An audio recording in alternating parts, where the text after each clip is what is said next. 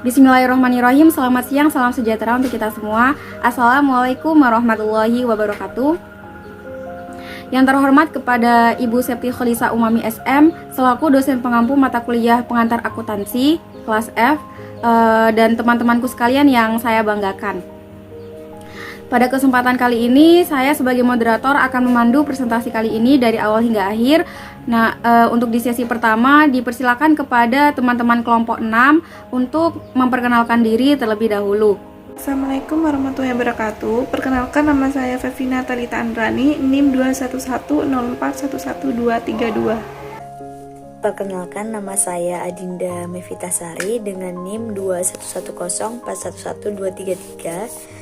Perkenalkan, nama saya Nur Aziza, NIM 21104111234. Perkenalkan, nama saya Siti Rohmatila dengan NIM 21104111235. Perkenalkan, nama saya Febian Dewi Maharani, NIM 21104111237 dari kelas manajemen F.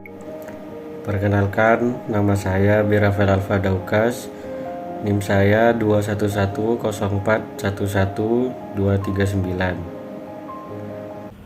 Baik, terima kasih. Untuk mempersingkat waktu, langsung saja kita bahas materi kali ini yang akan disampaikan oleh teman-teman kelompok 6. Untuk itu, waktu dan tempat kami persilahkan. Dan poin yang pertama yaitu siklus akuntansi. Siklus akuntansi merupakan serangkaian kegiatan yang dilakukan dimulai dari pencatatan akuntansi sampai dengan penutupan pembukuan yang dilakukan secara sistematis. Berikut secara rinci dari siklus akuntansi. Yang pertama yaitu menganalisis transaksi perusahaan dan menyiapkan buku pembukuan, menyiapkan bukti pembukuan. Yang kedua yaitu mencatat akun ke buku jurnal. Yang ketiga yaitu memposting akun ke buku jurnal. Yang keempat, membuat neraca saldo. Yang kelima, membuat jurnal penyesuaian jika ada. Yang keenam, menyusun neraca lajur atau lembar kerja jika diperlukan. Yang ketujuh, menyusun laporan keuangan seperti laporan laba rugi, perubahan ekuitas, atau laporan neraca. Yang kedelapan yaitu membuat jurnal penutup dan neraca saldo penutup. Yang kesembilan yaitu membuat jurnal penyesuaian atau membuat jurnal penyesuaian kembali atau jurnal balik. Dan poin yang kedua yaitu bukti transaksi. Bukti transaksi merupakan unsur yang penting dalam akuntansi. Bukti transaksi ini menjadi dokumen yang menandai bahwa transaksi yang sah itu telah terjadi. Oleh karena itu, sebelum melakukan kegiatan dalam siklus akuntansi, terlebih dahulu dilakukan analisis terhadap bukti transaksi, apakah itu transaksi yang sah atau tidak. Suatu transaksi itu tidak dapat dicatat jika tidak sah. Baik, saya akan menjelaskan materi yang selanjutnya, yaitu membuat persamaan dasar akuntansi. Nah, sebelumnya, mengapa sih kita perlu belajar mengenai persamaan dasar akuntansi? Karena persamaan dasar akuntansi itu adalah dasar di mana kita melangkah ke dalam siklus akuntansi. Nah, jadi sebelum kita membuat jurnal, membuat laporan keuangan, ya kita perlu tahu, kalian harus mengetahui dulu tuh harus memahami mengenai persamaan dasar akuntansi. Apa itu persamaan dasar akuntansi dan bagaimana cara membuatnya, seperti itu. Nah, di sini teman-teman, yang pertama, pengertian persamaan dasar akuntansi. Nah, persamaan dasar akuntansi itu apa sih? Persamaan dasar akuntansi itu menggambarkan pengaruh transaksi keuangan, posisi keuangan perusahaan yang meliputi harta atau aset dengan sumber dananya. Nah, di sini prinsip dasar persamaan akuntansi itu menyatakan bahwa aset perusahaan harus sebanding dengan kewajiban atau utang dan ekuitas perusahaan. Nah, mungkin nih teman-teman di sini belum tahu ya apa itu aset. Jadi aset itu harta. Nah, di dalam aset itu ada kas, ada piutang ya, terus ada juga peralatan dan juga perlengkapan. Nah, kalau untuk kewajiban dan ekuitas perusahaan, kewajiban itu utang. Kewajiban itu utang bank atau utang perusahaan ya teman-teman. Nah, kalau untuk ekuitas perusahaan itu modal perusahaan, seperti itu. Nah, di sini dengan demikian persamaan dasar akuntansi menunjukkan keseimbangan antara jumlah aset perusahaan dan jumlah kewajiban serta jumlah ekuitas. Nah, jadi maksud dari ini, kalau kita membuat persamaan dasar akuntansi itu harus sebanding antara jumlah jumlah aset perusahaan dan juga jumlah kewajiban serta ekuitas perusahaannya, seperti itu. Nah, kalau tidak sebanding hasilnya, maka bisa dikatakan kalau itu jawabannya kalian itu salah, seperti itu. Nah, di sini ada rumus persamaan dasar akuntansi. Nah, ini poin paling terpenting. Nah, jadi kalau misalnya teman-teman tahu rumusnya, rumus persamaan dasar akuntansi, maka insya Allah teman-teman pasti bisa membuat atau mengerjakan persamaan dasar akuntansi ini. Nah, di sini rumusnya yaitu aset adalah kewajiban ditambah ekuitas. Kewajiban adalah aset dikurangi ekuitas. Kalau ekuitas adalah aset dikurangi kewajiban. Nah, seperti itu. Nah, selanjutnya membuat persamaan dasar akuntansi. Nah, di sini bentuk persamaan dasar akuntansi yang berbentuk tabel ya, tabelaris. Nah, di sini nggak ada soalnya teman-teman, jadi mungkin saya bacakan aja ya soalnya, contoh soalnya ya. Nah, yang pertama ini hasil transaksi dari tanggal 1 Januari 2002. Nah, yang pertama Riri Gentle menanamkan uang sebesar 4 juta sebagai modal awal bengkel yang didirikannya. Nah, jadi menanamkan modal ya 4 juta.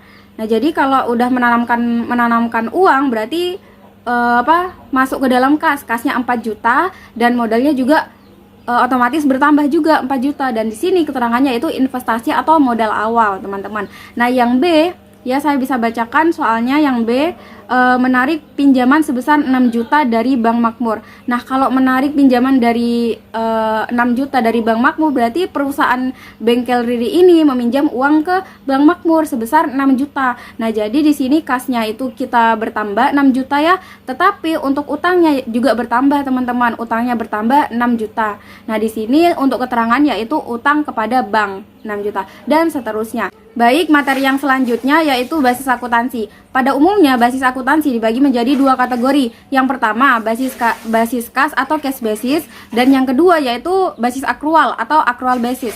Nah, yang pertama basis kas atau cash basis. Nah, basis kas ini berarti mengakui dan mencatat transaksi keuangan pada saat kas diterima atau dibayarkan. Basis kas ini memiliki konsepnya itu ada dua pilar, yaitu yang pertama berupa pengakuan pendapatan.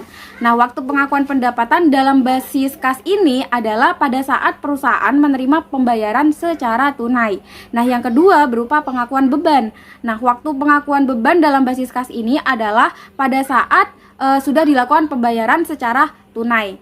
Oke, selanjutnya yang kedua yaitu basis akuntansi yang basis akrual atau accrual basis. Nah, basis akrual itu berarti mengakui dan mencatat transaksi atau kejadian keuangan ya pada saat terjadi atau saat perolehan. Nah, seperti itu. Mungkin itu saja yang dapat saya sampaikan. Selanjutnya akan disampaikan oleh teman kelompok saya. Di kesempatan kali ini saya akan menjelaskan materi perlakuan akuntansi. Kisah dan Wigen menyatakan bahwa perlakuan akuntansi adalah aturan-aturan atau langkah-langkah yang dilakukan dalam proses akuntansi yang meliputi pengakuan, pencatatan, dan penyajian informasi keuangan dalam laporan keuangan perusahaan. Selanjutnya, Harnanto mendefinisikan perlakuan akuntansi adalah suatu disiplin analisa yang mencakup kegiatan mengidentifikasi berbagai transaksi atau peristiwa yang merupakan kegiatan pencatatan, sehingga informasi yang relevan dan mempunyai hubungan antara yang satu dan yang lainnya, yang mampu memberikan gambaran secara layak tentang keadaan keuangan dan hasil usaha perusahaan, akan digabungkan dan disajikan dalam bentuk laporan keuangan. Sedangkan menurut Suarjono, perlakuan akuntansi adalah tindakan yang dikenakan terhadap suatu objek yang bersifat finansial yang meliputi pengukuran dan penilaian, pengakuan, dan juga penyajian. Selain itu, tahap-tahap dari perlakuan akuntansi meliputi yang pertama, pengukuran dan penilaian, yakni menentukan penentuan jumlah rupiah suatu transaksi yang akan dicatat. Yang kedua, pengakuan, merupakan proses pembentukan atau pencatatan suatu pos yang memenuhi definisi suatu unsur di dalam laporan keuangan. Yang terakhir atau yang ketiga, pengungkapan. Pengungkapan sendiri bersangkutan dengan masalah bagaimana suatu informasi keuangan disajikan dalam laporan keuangan. Mungkin sekian yang dapat saya sampaikan. Materi selanjutnya akan dilanjutkan oleh teman saya. Materi yang selanjutnya adalah pengertian jurnal. Jurnal atau disebut dengan buku jurnal merupakan catatan kronologis terhadap transaksi atau peristiwa keuangan di suatu perusahaan. Pencatatan kronologis terhadap setiap transaksi dicatat sesuai dengan urutan tanggal transaksinya. Selanjutnya adalah manfaat-manfaat jurnal. Yang pertama adalah aspek riwayat transaksi. Dengan buku jurnal, paling tidak dapat dipelajari riwayat operasi perusahaan melalui transaksi-transaksi yang dicatat secara kronologis. Yang kedua adalah aspek detektif kesalahan. Apabila dideteksi terjadi suatu kesalahan, langkah yang paling logis adalah memeriksa buku jurnal terlebih dahulu untuk mencari sebab-sebab kesalahan tersebut. Yang ketiga adalah aspek pengendalian. Aspek pengendalian, dengan adanya buku jurnal, tersedia sarana untuk memverifikasi kebenaran analisis atas suatu transaksi sesuai dengan kebijakan atau pedoman yang diterapkan perusahaan. Selanjutnya menganalisis aturan debit dan kredit. Salah satu fungsi jurnal adalah fungsi analisis, yaitu analisis debit dan kredit. Permasalahan mendasarnya adalah bagaimana menempatkan akun di sisi debit dan kredit. Penempatan akun ini sesuai dengan transaksi yang ada, yakni apakah transaksi tersebut berpengaruh terhadap penambahan atau pengurangan suatu akun. Selanjutnya, menganalisis transaksi dan membuat jurnal. Yang pertama adalah jurnal sederhana. Dikatakan jurnal sederhana adalah karena bentuknya tidak rumit dan tanpa penjelasan terperinci. Yang kedua adalah jurnal standar. Penggunaan buku jurnal standar pada dasarnya bertujuan untuk mencatat transaksi-transaksi perusahaan yang frekuensinya masih relatif sedikit. Yang ketiga adalah jurnal khusus. Format buku jurnal dikembangkan menjadi lebih spesifik sesuai dengan jenis-jenis transaksinya. Baik, selanjutnya saya akan melanjutkan tentang pengertian buku besar. Buku besar adalah buku yang berisi perkiraan mengenai ikhtisar dari pengaruh transaksi keuangan akibat perubahan aktiva, kewajiban, maupun model dalam perusahaan. Dalam pengertian lain, buku besar juga merupakan alat yang dipakai untuk melakukan pencatatan beragam perubahan di sebuah akun karena adanya transaksi keuangan. Bentuk buku besar yaitu ada 4 macam, yaitu yang pertama bentuk T, bentuk skontro, bentuk stafel berkolom saldo tunggal, dan yang terakhir bentuk stafel berkolom saldo rangkap. Selanjutnya yaitu membuat buku besar. Membuat buku besar yaitu ada 2, yaitu cara membuat buku besar perusahaan jasa dan perusahaan dagang. Yang pertama itu cara membuat buku besar perusahaan jasa seperti gambar berikut. Yang kedua, cara membuat buku besar perusahaan dagang seperti gambar berikut. Baik, selanjutnya akan dilanjutkan oleh teman saya.